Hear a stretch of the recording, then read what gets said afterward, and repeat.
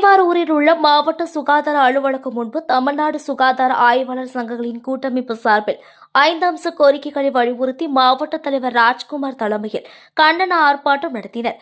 இதில் கோரிக்கைகளாக சுகாதார ஆய்வாளர்கள் புதிய பணி நியமனம் செய்ய வேண்டும், NMS பணியிடங்களை பாதுகாத்திட வேண்டும், HE பணியிடங்களை பாதுகாத்திட வேண்டும், TBA பணியிடங்களை பாதுகாத்திட வேண்டும், MDM சுகாதார ஆய்வாளர்களுக்கு மாத ஊதியம் ரூபாய் 20,000 வழங்கிட வேண்டும் உள்ளிட்ட கோரிக்கைகளை வலியுறுத்தி கண்டன ஆர்ப்பாட்டம் நடைபெற்றது.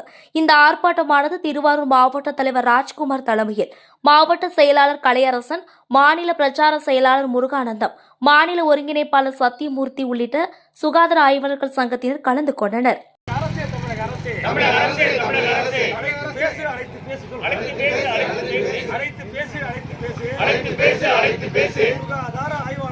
சுகாதார ஆய்வாளர்களின் கூட்டு நடவடிக்கை குழுவை அழைத்து பேசு உயர்த்தி வழங்கிடு MDM சுகாதார